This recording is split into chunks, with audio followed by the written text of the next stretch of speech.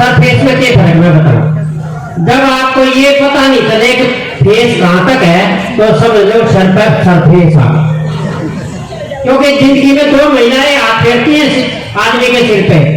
एक माँ जब हाथ फेरती है तो बाल लंबे काले और घने हो जाते हैं, लेकिन दूसरी है पत्नी, जब वो हाथ फेरती है मकान सफा चट। और यहाँ तो सब आगार में मुझे ऐसा लग रहा कई आदमी ऐसे दिखाई दे रहे हैं जिन पर पूरे मोहल्ले ने हाथ फेर रखा है।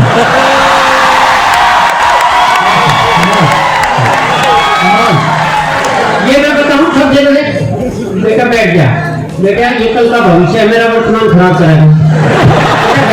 बेटा भाई इसने ये किसकी बोली करती है बेटा उसको पता नहीं ये बच्चे कैसे रात को सोने देते हो। तो मैं सच्ची बताता हूँ, आप एक मिनट बैठ जाओ भैया, आवाज दोनों का ये रह गया। हाँ बिल्कुल तैयार, भाई को बिठा दो ना तो मैं बैठ जाऊँ। मैं आपको कविता से जोड़ता हूँ। बहुत अच्छा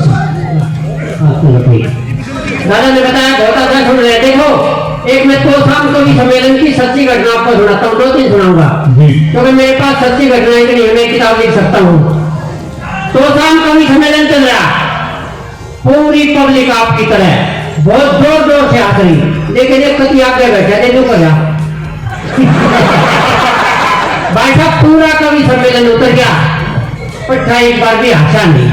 लेकिन मेरा नंबर आया, वो जोर जोर से हंसा, मेरा घमंड हो गया कि असली कवि तो मास्टर महेंद्र है।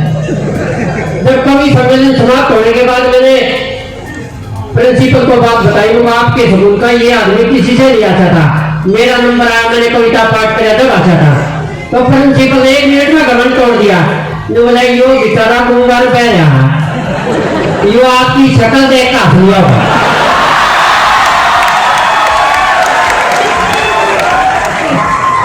ऐसा मेरे साथ होता है। दिल्ली में चला गया, सारे देश के 4 मास्टर बुलाए गए थे, हर एक प्रदेश से। जो हरियाणा के 4 मास्टर थे उनमें मेरा नंबर भी आ गया। अब भाई सारे पूर्व प्रदेश के जो सके उनके मास्टर हैं, उनका सेमिनार है।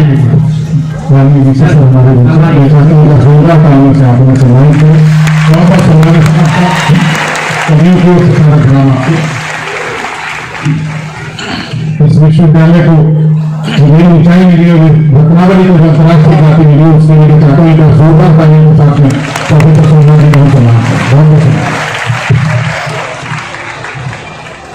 धन्यवाद सर। मैं फिर से शुरू हो रहा हूँ, आपका इंतजार था, मैं कब चालू घड़ा में बोल जाने देखिए। तो मैं बता रहा था, सब बैठ जाओ ये बच्चे, एक बार बैठ जाओ भाई। अरे भाई 10 मिनट में नहीं बैठ जाऊंगा। सबकी अपनी कहानी ठीक है। अच्छा तो हर एक प्रदेश से 4 मास्टर दिल्ली में बुला लिए, हरियाणा के 4 मास्टर में मेरा नंबर भी आ गया। तो वहां जब गेट टूगेदरिंग से एक दूसरे का परिचय ले रहे थे, तो मेरा परिचय होया एक गुजरात से अरविंद पटेल मास्टर आए हुए थे, उनसे वो मेरे से पूछने लगे मास्टर जी आप कहाँ से आए? मैं बोला मैं हरियाणा तो आया हूँ। नु बोले आप हरियाणा से आए हो? मेरे मन में तो भ्रम था, हरियाणा का आदमी तो बहुत हट्टा कट्टा धाकड़ सा पाओगा, आपको देख के तो ऐसा नहीं लगा। मैं बोला मैं हरियाणा में तेरा भ्रम तोड़ने के लिए पैदा हुआ। 1 महीना एक पट्टे में बात नहीं करी।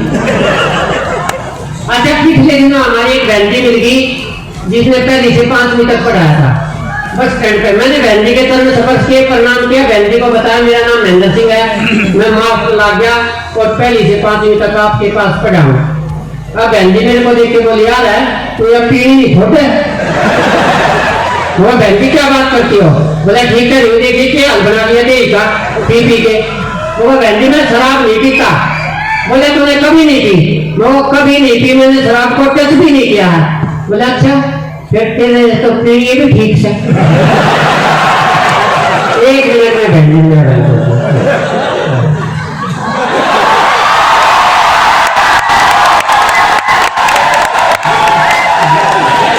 मेरी समझ में नहीं आया, मेरे फोटो देखे अपने बाल तन रहा होगा।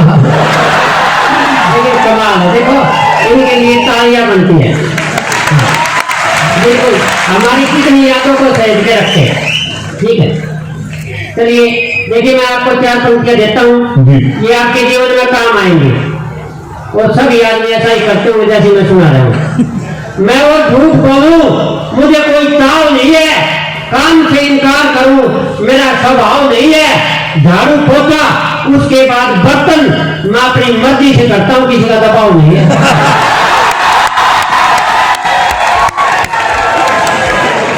सर मैं ठीक बोल रहा हूं? देखिए सत्यनाथ जी ने कहा बिल्कुल ठीक बोल रहे हैं, क्योंकि सभी ऐसा ही अनुसरण करते हैं। देखिए यहाँ 2-3 पढ़े लिखे आदमी हैं, एक तो मैं, एक सचदेवा जी, तीसरा आप ढूंढ रहे हो। देखिए मैं अभी एक कविता सुनाता हूँ सर, एक कविता सुना देता हूँ। एक तो मैं दादी का घाघरा सुनाऊंगा, देखो सच्ची बात है। हाँ, और एक कविता मैं अपनी मर्जी की सुना देता हूँ, मोर, वो भी। हाँ देखो वैसे मेरे पास गंडासा भी है, आपको तो खड़ा है गंडासा, लेकिन मैं मोर सुनाता हूँ पहले। मोर सुनिए और मोर सुनने के बाद अगर टाइम होगा तो दादी का गाना। अच्छा 2 मिनट, एक बार जोरदार तालियां भाई दिनेश रघुवंशी के लिए। मंच का इतना बेहतरीन संचालन कर रहे हैं, और मंच का संचालन इसीलिए कर रहे हैं कि पत्नी ने घर का संचालन छीन लिया।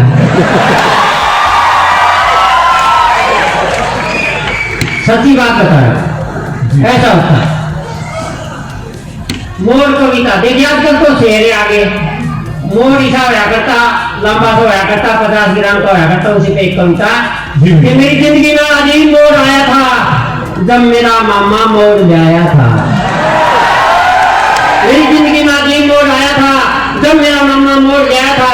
जब सिर पे मोड़ बन जाता है, सिर को कौन उठा पाता है, सीधा व्यक्ति झुक जाता है और विकास भी सारा रुक जाता है, जिसका मेरा रुक है। उस 50 ग्राम के मोड़ ने ऐसा मोड़ा कि आने वाली परेशानी ने कहीं का न छोड़ा। खुदा कसम जिंदगी में बहुत मोड़ आए, पर है कोई मोड़ जो इस मोड़ से टकराए।